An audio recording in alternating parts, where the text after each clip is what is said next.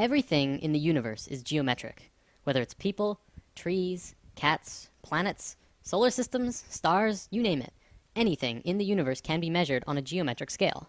Having said that, it's important to note that creation is also geometric.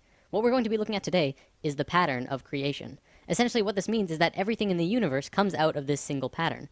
I'm not making this up. This single image will change everything. When I mentioned in Lesson 5 that the ancient Egyptians and even more ancient civilizations knew about a deeper, basic understanding of the universe, this is the flower of life, and it is also the creation pattern of everything in existence. Even non-tangible things, emotions, thoughts, music in its entire spectrum, everything comes from this image. Okay, so there are 13 information systems that comes out of the flower of life. Today, I'm going to show you how physical reality can manifest itself, which is just one of the 13 systems. In future lessons, we will look at more. It's also important to note that at first it may not make sense. I ask that you do not choose immediately to shut this out, and just watch with an open mind, and try and see this in a new way. Also, I want to tell you that by learning about sacred geometry simply by observing, you are absorbing only a very minuscule amount of information. If you really want to learn more, you must begin to draw it yourself. I kid you not, when you do this, you begin to see things in a new way. You begin to understand why things are done in the way that they are done. Promise.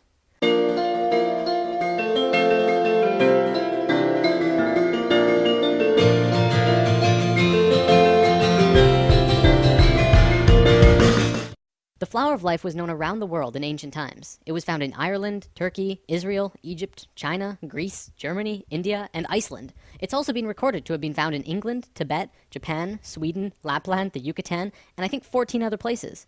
This thing is everywhere. Not only that, but everywhere around the world it has the same name, the flower of life. Now, to understand the flower of life, first we have to talk about how it's formed. This could get incredibly complex, so I'll try and keep it simple.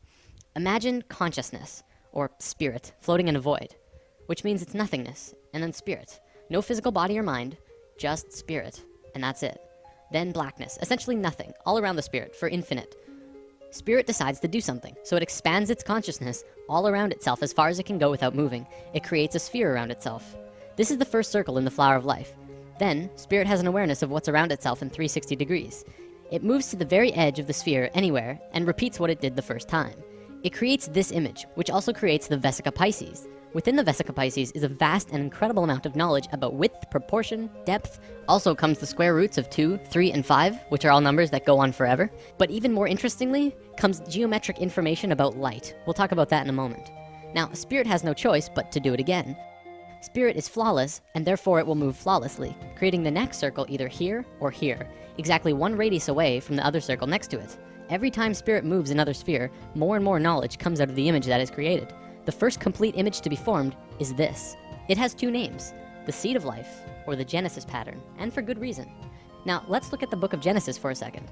Each of these movements or creations of circles can be seen as another day.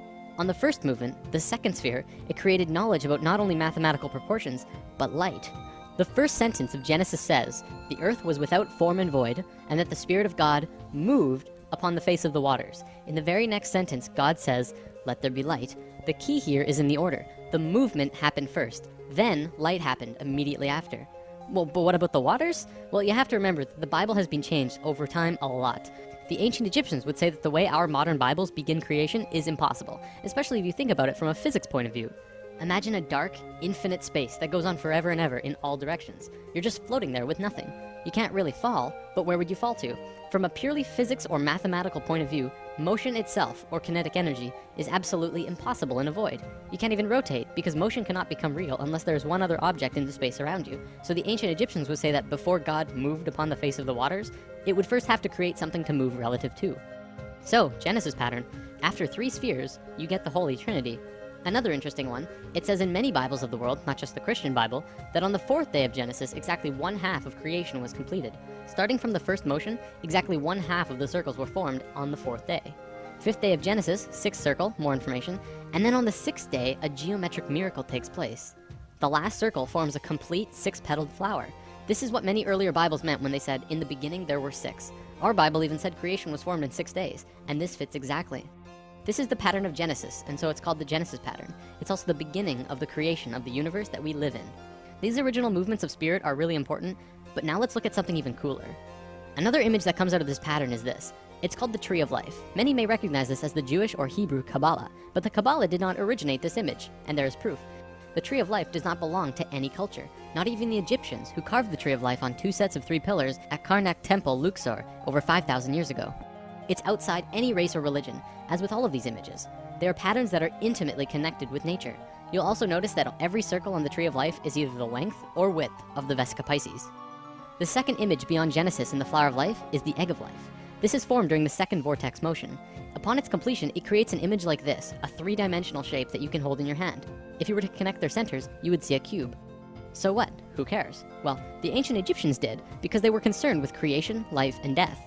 They called this cluster of spheres the Egg of Life.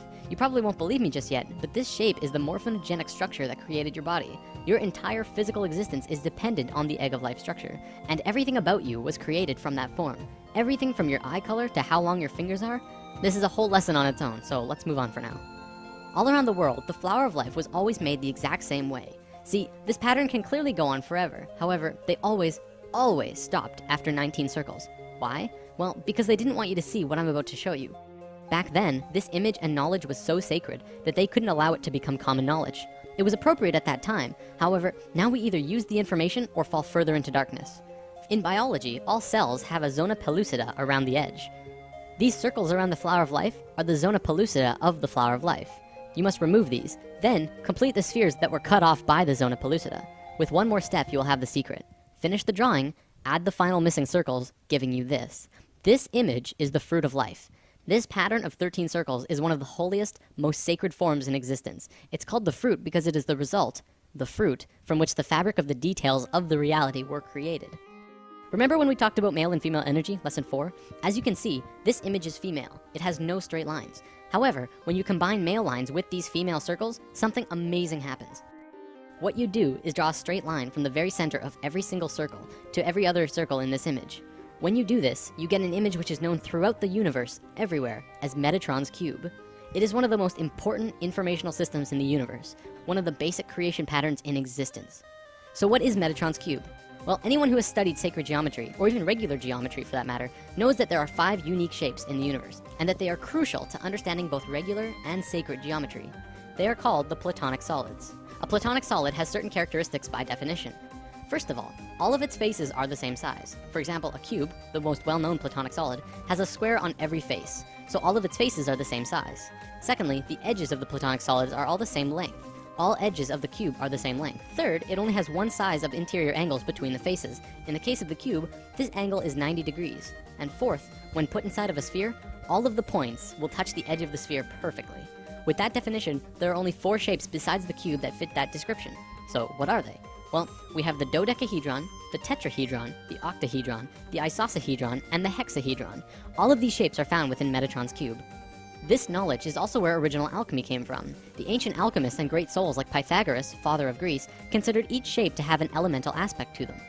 The tetrahedron was considered fire, the cube was earth, the octahedron was air, the isosahedron was water, and the dodecahedron was ether.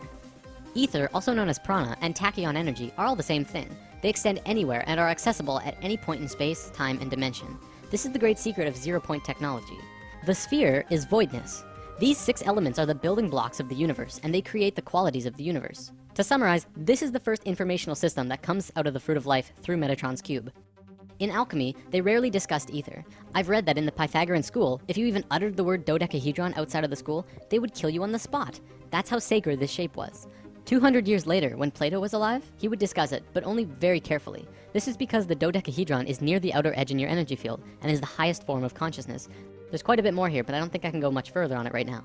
Anyways, recognize this? The periodic table of elements? Every single element on this table has a geometric relation to one of these 5 shapes. Modern scholars ridiculed this idea until the 1980s, when Professor Robert Moon at the University of Chicago demonstrated that the entire periodic table of elements, literally everything in the physical world, is based on these same 5 forms. In fact, throughout modern physics, chemistry, and biology, the sacred geometric patterns of creation are being rediscovered. Another example is the Egg of Life that I showed you earlier. Hopefully that will help you to understand just how incredible and important of a discovery this truly is. Everything that modern science knows about the elements and reality are tied together through the Platonic solids, which come out of Metatron's cube, which is formed out of the Fruit of Life, which comes from the Flower of Life, which is made by spirit. Damn. Whether you're convinced yet or not, this is the missing piece of the puzzle. It all comes down to spirit. Don't forget, this is just one of 13 informational systems that created the universe. If you want to study this on depth in your own, the best resource I'm aware of is the book The Ancient Secret of the Flower of Life. Alright, I'm gonna wrap up with something I think you'll enjoy. Do you believe in aliens? Even after lesson 5, I realize many of you might be skeptical. Would you believe me if I flat out told you that aliens have been coming to Earth and helping us for a very long time now? No? How about now? This is the flower of life in a crop circle. Remember, the flower of life is not only tied to everything in the universe, but consciousness, spirit, as well. Here's another one, and another one. Here's the Vesica Pisces in a crop circle. See, by creating these crop circles, aliens have been actually affecting and helping the consciousness of the planet. Do not fear aliens. They're here to help.